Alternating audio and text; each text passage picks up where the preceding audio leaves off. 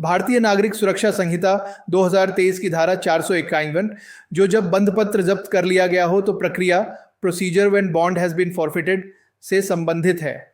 यह धारा उस प्रक्रिया का विस्तृत वर्णन करती है जब अदालत में या पुलिस के सामने दी गई कोई जमानत, बेल या अन्य बंधपत्र बॉन्ड टूट जाता है, यानी उसकी शर्तों का उल्लंघन होता है और उसे जब्त फॉरफिटेड कर लिया जाता है। 8.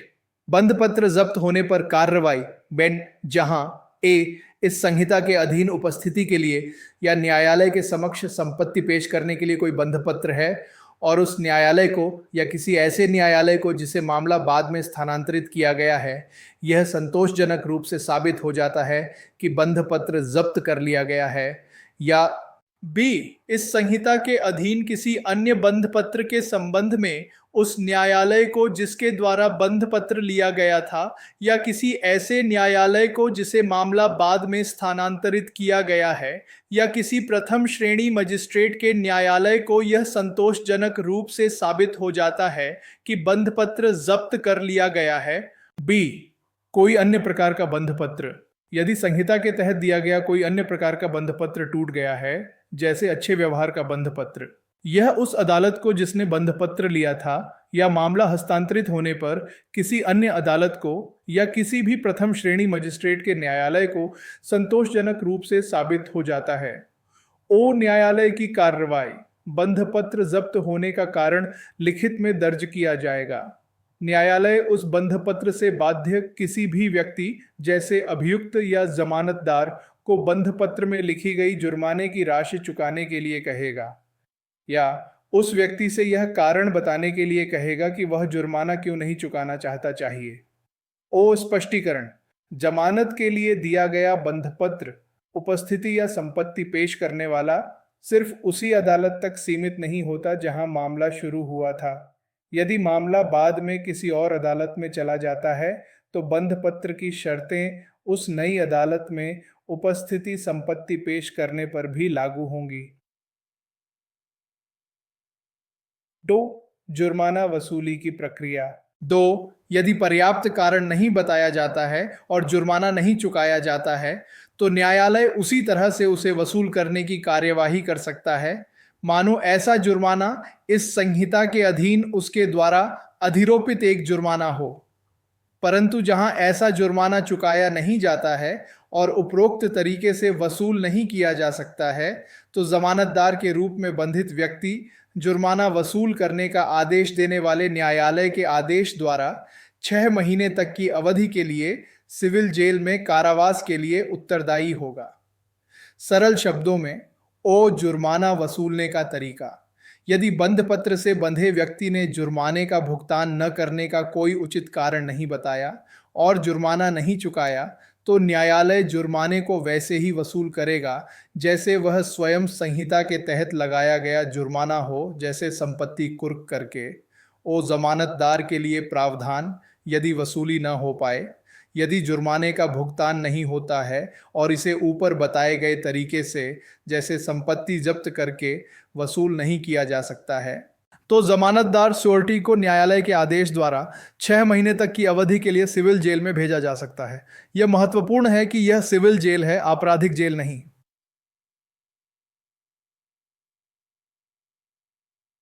3. जुर्माने की माफी या आंशिक वसूली। 3. न्यायालय ऐसा करने के लिए अपने कारण दर्ज करने के बाद उल्लिखित जुर्माने के किसी भी हिस्से को माफ कर सकता है और केवल आंशिक भुगतान को ही लागू कर सकता है। सरल शब्दों में, न्यायालय के पास यह शक्ति है कि वह पूरा जुर्माना वसूल न करे बल्कि कुछ हिस्सा माफ कर दे और केवल शेष हिस्से को ही वसूल करे। ऐसा करने के लिए उसे कारण लिखित में दर्ज करने होंगे। महत्व, यह न्यायालय को विशेष परिस्थितियों में जैसे व्यक्ति की वित्तीय कठिनाई या अन्य मानवीय विचारों पर विवेक का प्रयोग करने की अनुमति देता है। फिर जमानतदार की मृत्यु। 4. जहां बंधपत्र जब्त होने से पहले किसी बंधपत्र का जमानतदार मर जाता है तो उसकी संपत्ति बंधपत्र के संबंध में सभी दायित्वों से मुक्त हो जाएगी। सरल शब्दों में, यदि किसी जमानतदार की बंधपत्र जब्त होने से पहले ही मृत्यु हो जाती है तो उसकी संपत्ति पर बंध पत्र से संबंधित कोई दायित्व नहीं रहेगा। महत्व, यह जमानतदार के उत्तराधिकारियों को अनावश्यक वित्तीय बोझ से बचाता है। कुछ मामलों में दोष सिद्धि को सबूत के रूप में उपयोग करना। आयन 5, जहां कोई व्यक्ति जिसने धारा 125 शांति बनाए रखने के लिए सुरक्षा, या धारा 136 अच्छे व्यवहार के लिए सुरक्षा, या धारा 401 परिवीक्षा के अधीन सुरक्षा प्रदान की है, किसी ऐसे अपराध के लिए दोषी ठहराया जाता है जिसका किया जाना उसके बंधपत्र की शर्तों का उल्लंघन करता है, या धारा 444 असमर्थता के लिए प्रतिभूति के अधीन उसके बंधपत्र के बदले निष्पादित बंधपत्र की शर्तों का उल्लंघन करता है, तो उस न्यायालय के निर्णय की एक प्रमाणित प्रति जिसके द्वारा उसे ऐसे अपराध के लिए दोषी ठहराया गया था, इस धारा के अधीन उसके जमानतदार या जमानतदारों के विरुद्ध कार्यवाही में सबूत के रूप में उपयोग की जा सकती है। और यदि ऐसी प्रमाणित प्रति इस प्रकार उपयोग की जाती है तो न्यायालय यह अनुमान करेगा कि ऐसा अपराध उसके द्वारा किया गया था जब तक कि विपरीत साबित न हो। सरल शब्दों में, ओ स्थिति, यदि किसी व्यक्ति ने कुछ विशेष प्रकार के बंधपत्र जैसे शांति बनाए रखने के लिए, अच्छे व्यवहार के लिए या परिवीक्षा पर दिए थे। ओ, और वह व्यक्ति कोई ऐसा नया अपराध करता है जो उसके उस बंधपत्र की शर्तों का उल्लंघन करता है। ओ सबूत के रूप में उपयोग, तो जिस अदालत ने उसे इस नए अपराध के लिए दोषी ठहराया है उसके निर्णय की एक प्रमाणित प्रति का उपयोग उस व्यक्ति के जमानतदार ओन के खिलाफ कार्यवाही में सबूत के रूप में किया जा सकता है। ओ अनुमान, यदि इस प्रमाणित प्रति का उपयोग किया जाता है तो अदालत यह मान लेगी कि अभियुक्त ने वह नया अपराध किया है जब तक कि जमानतदार इसके विपरीत साबित न कर दें। महत्व, यह प्रावधान बंधपत्रों की शर्तों के उल्लंघन को साबित करना आसान बनाता है, खासकर जब नए अपराध के लिए पहले ही दोष सिद्धि हो चुकी हो। यह सुनिश्चित करता है कि बंधपत्रों का उद्देश्य प्रभावी ढंग से पूरा हो।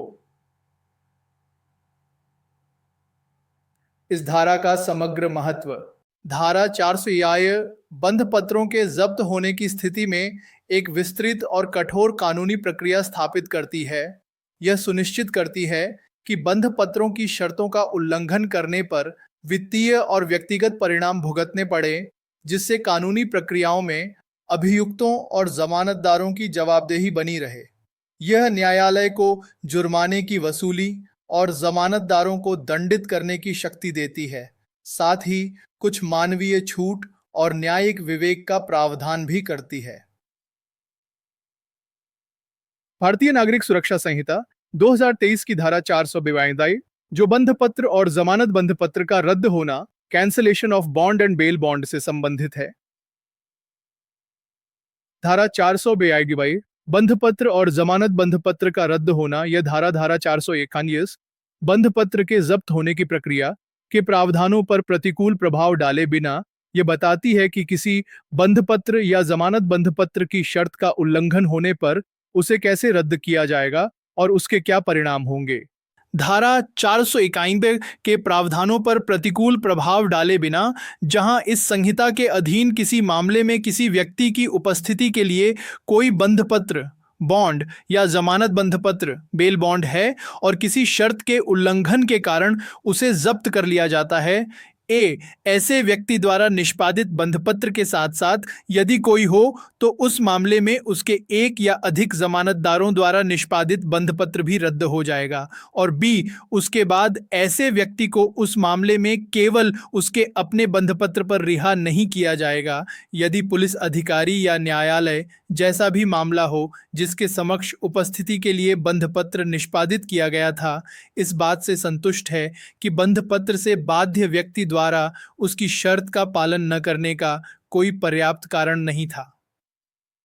परंतु इस संहिता के किसी अन्य प्रावधान के अधीन रहते हुए उसे उस मामले में ऐसी धनराशि के लिए एक नए व्यक्तिगत बंधपत्र और ऐसे एक या अधिक नए जमानतदारों द्वारा बंधपत्र के निष्पादन पर रिहा किया जा सकता है, जैसा पुलिस अधिकारी या न्यायालय, जैसा भी मामला हो, पर्याप्त समझता है। सरल शब्दों में समझने के लिए, ओ शर्तों का उल्लंघन और जब्त जब किसी व्यक्ति की उपस्थिति सुनिश्चित करने के लिए दिया गया बंधपत्र या जमानत बंध पत्र किसी शर्त को तोड़ने के कारण जब्त हो जाता है, जैसा कि धारा 421 में बताया गया है। ओ ए बंध पत्रों का रद्द होना, स्वयं उस व्यक्ति अभियुक्त द्वारा भरा गया व्यक्तिगत बंध पत्र रद्द हो जाएगा। यदि कोई जमानतदार था तो उस जमानतदार या जमानतदारों द्वारा भरा गया बंध पत्र भी रद्द हो जाएगा। इसका मतलब है कि वे बंध पत्र अब वैध नहीं रहेंगे और उनके तहत दी गई कोई भी छूट समाप्त हो जाएगी।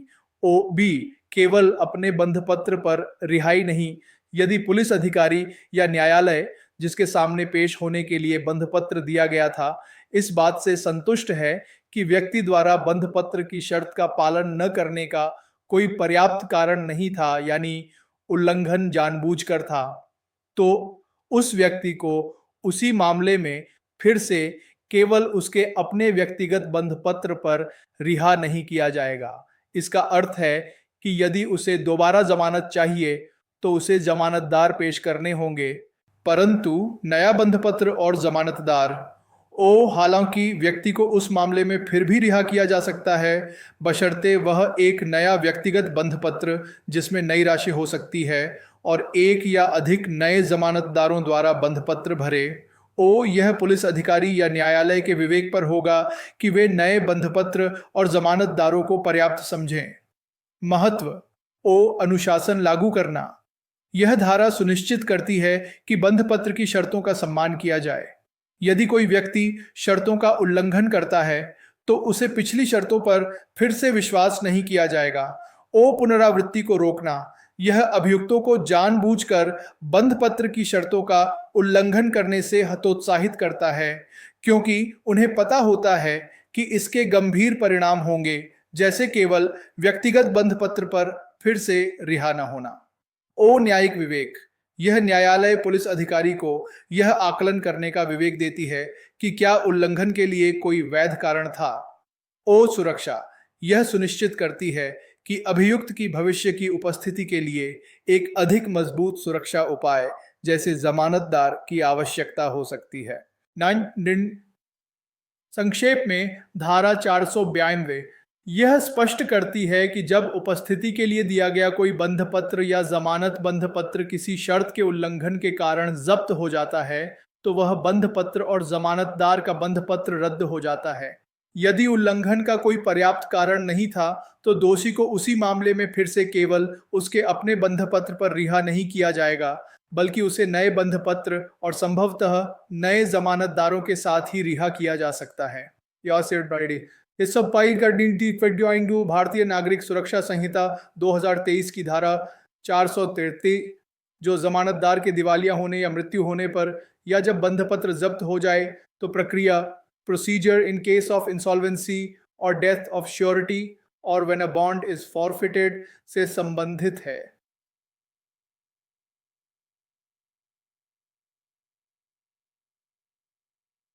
धारा 493 जमानतदार के दिवालिया होने, मृत्यु होने या बंध पत्र जब्त होने पर प्रक्रिया। यह धारा उन परिस्थितियों को संबोधित करती है जहां जमानत की मूल सुरक्षा अपर्याप्त हो जाती है, जैसे जमानतदार की मृत्यु या दिवालियापन, या जब बंध पत्र जब्त हो जाता है। ऐसे मामलों में यह अदालत को नई सुरक्षा की मांग करने और उसका पालन न होने पर कार्रवाई करने की शक्ति देती है। जब इस संहिता के अधीन किसी जमानत बंध पत्र का कोई जमानतदार दिवालिया हो जाता है या मर जाता है, या जब धारा 451 के प्रावधानों के अधीन कोई बंध पत्र जब्त कर लिया जाता है, तो वह न्यायालय जिसके आदेश से ऐसा बंध पत्र लिया गया था या एक प्रथम श्रेणी मजिस्ट्रेट उस व्यक्ति से जिसे ऐसी सुरक्षा की मांग की गई थी, मूल आदेश के निर्देशों के अनुसार नई सुरक्षा प्रस्तुत करने का आदेश दे सकता है। और यदि ऐसी सुरक्षा प्रस्तुत नहीं की जाती है तो ऐसा न्यायालय या मजिस्ट्रेट ऐसे कार्यवाही कर सकता है मानो ऐसे मूल आदेश का पालन करने में कोई चूक हुई हो। सरल शब्दों में समझने के लिए परिस्थितियां जब यह धारा लागू होती है। जमानतदार दिवालिया हो गया है। जमानतदार की वित्तीय स्थिति ऐसी नहीं रही कि वह बंधपत्र की राशि का भुगतान कर सके। 2. जमानतदार की मृत्यु हो गई है। जमानतदार का निधन हो गया है। 3. बंधपत्र जब्त हो गया है। धारा 491 के तहत बंधपत्र की शर्तों का उल्लंघन हुआ है और उसे जब्त कर लिया गया है। वो कौन आदेश दे सकता है? 1. वह न्यायालय जिसने मूल रूप से बंधपत्र लेने का आदेश दिया था। 2. या एक प्रथम श्रेणी मजिस्ट्रेट। वो क्या आदेश दे सकता है? बेक, वह उस व्यक्ति से जिसे जमानत मिली थी नई सुरक्षा फ्रेश सिक्योरिटी पेश करने के लिए कह सकता है। 2. यह नई सुरक्षा मूल आदेश के निर्देशों के अनुसार होनी चाहिए, जैसे उतनी ही राशि का बंधपत्र या नए जमानतदार। ओ पालन न करने पर परिणाम। वेट, यदि व्यक्ति नई सुरक्षा पेश करने में विफल रहता है तो न्यायालय या मजिस्ट्रेट ऐसा कार्य कर सकता है मानो उसने मूल आदेश का ही पालन नहीं किया था। 2. इसका मतलब यह है कि अदालत उस व्यक्ति को जेल भेज सकती है जैसे कि उसने पहली बार जमानत या बंधपत्र की शर्तों का पालन नहीं किया था। उदाहरण, ओ रमेश को सुरेश की जमानत पर रिहा किया गया था। बाद में सुरेश दिवालिया हो जाता है। अब सुरेश जमानतदार के रूप में पर्याप्त नहीं रहा। वो अदालत रमेश को बुलाएगी और उसे किसी अन्य सक्षम व्यक्ति को नए जमानतदार के रूप में पेश करने के लिए कहेगी। और यदि रमेश ऐसा नहीं कर पाता तो उसे फिर से हिरासत में लिया जा सकता है जैसे कि उसने जमानत की शर्तों का उल्लंघन किया हो। महत्व, ओ जमानत की निरंतरता यह सुनिश्चित करता है कि जमानत पर रिहा किए गए व्यक्ति की उपस्थिति की सुरक्षा लगातार प्रभावी बनी रहे। ओ सुरक्षा की पर्याप्तता, यदि मूल सुरक्षा अपर्याप्त हो जाती है तो न्यायालय को उसे बहाल करने का अधिकार देता है। ओ कानून का प्रवर्तन, यह न्यायालय को अपने आदेशों को लागू करने और न्यायिक प्रक्रिया की अखंडता बनाए रखने में मदद करता है। संक्षेप में, धारा 493 एक सुरक्षा जाल के रूप में कार्य करती है जो यह सुनिश्चित करती है कि यदि जमानतदार दिवालिया हो जाए, मर जाए या बंधपत्र जब्त हो जाए तो न्यायालय नई सुरक्षा की मांग करके जमानत की शर्तों को फिर से लागू कर सके और यदि ऐसा न हो तो अभियुक्त को वापस हिरासत में ले सके। तो न्यायालय ऐसे सबूत के आधार दर्ज करेगा और ऐसे बंधपत्र से बाध्य किसी भी व्यक्ति को जुर्माना चुकाने के लिए बुला सकता है या कारण बताने के लिए कह सकता है कि इसे क्यों नहीं चुकाया जाना चाहिए। स्पष्टीकरण, न्यायालय के समक्ष उपस्थिति के लिए या संपत्ति पेश करने के लिए बंधपत्र में एक शर्त को किसी भी न्यायालय के समक्ष उपस्थिति के लिए या यथास्थिति संपत्ति पेश करने के लिए एक शर्त के रूप में माना जाएगा जिसे मामला बाद में स्थानांतरित किया जा सकता है।